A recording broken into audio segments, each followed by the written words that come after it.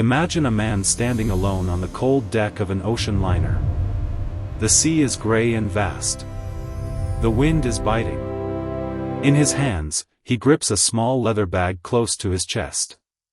Inside that bag rests a solid gold trophy weighing less than 4 kilograms, yet carrying the weight of an entire planet's future. The year was 1930. The world was plunging into the dark depths of the Great Depression. Nobody asked this man to make this journey. Most thought he was out of his mind.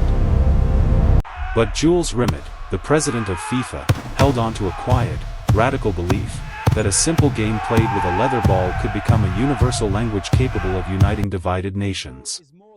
After 2 long weeks at sea, 13 nations arrived in Montevideo, Uruguay. And on July 13, 1930, a 23-year-old French player named Lucien Laurent volleyed the ball into the back of the net, scoring the very first goal in World Cup history. Jules Rimet's impossible dream was officially alive. The World Cup was never just about victory, it was built on legendary heartbreaks and unexpected miracles. Fast forward to 1950. The Maracanazo Stadium in Rio de Janeiro, packed with 200,000 screaming Brazilian fans. Brazil needed only a draw to claim the trophy, and an entire nation was already celebrating in the streets.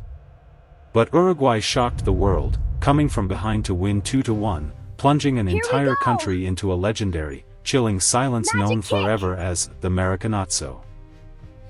Yet from the deepest heartbreaks come the greatest legends. In 1958, a skinny 17-year-old boy stepped onto the pitch in Sweden.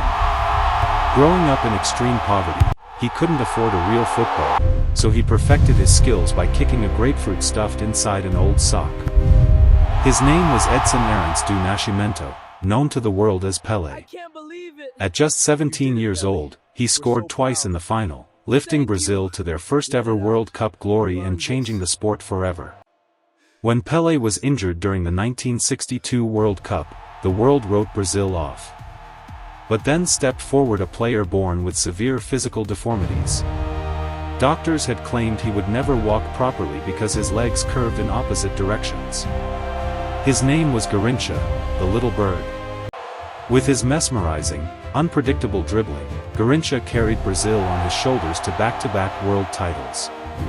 While these stories unfolded on the pitch, dark secrets were kept behind the scenes. During the chaos of World War II, FIFA Vice President Ottorino Barassi quietly removed the golden trophy from a vault in Rome, wrapped it in old cloth, and hid it inside a battered shoebox under his bed. For 3 years, as soldiers searched the city, the most coveted prize in sports history lay inches away from discovery beneath a simple mattress. And when that same trophy was stolen in London in 1966, it wasn't Scotland Yard that saved the day. It was a playful dog named Pickles, who sniffed out the wrapped package under a suburban garden. As decades passed, football broke every barrier in its path. When African nations were denied guaranteed qualification spots in 1966, they stood united in a historic boycott, sending a message the world could not ignore: we belong here. The tournament expanded its horizon, traveling to the United States in 1994, Japan and South Korea in 2002, and South Africa in 2010, where the deafening roar of the Vuvuzela echoed across continents. Then came 2022, and the fairy tale run of Morocco.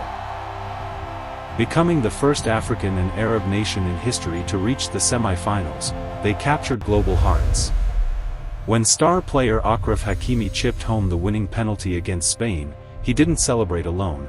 He ran straight to the stands to kiss his mother, a woman who had cleaned houses in Madrid so her son could chase his dream. In that single embrace, 6 billion people saw the true soul of the World Cup. Now, we stand on the threshold of a new era. The 2026 World Cup expands to its grandest scale in history, jointly hosted across 3 massive nations: the United States, Mexico, and Canada. 48 countries, 16 host cities, and over 6 billion eyes watching together in real time. I'm so proud of you, my What son. began over 150 years ago on a rainy, muddy field in Glasgow has grown into the greatest shared human experience on Earth. This game does not belong to executives or corporate giants. It belongs to a 17-year-old boy practicing with a grapefruit in a dirt alley. It belongs to a child with crooked legs who refused to stay grounded. It belongs to a mother whose quiet sacrifices paved the way to glory. And it belongs to you and me, speaking a single, unspoken language every 4 years. If this story brought you a sense of wonder today, hit that like button, subscribe to the channel, and drop a comment telling us your favorite World Cup moment of all time. Until next time, keep believing, take care, and see you in the next cinematic story.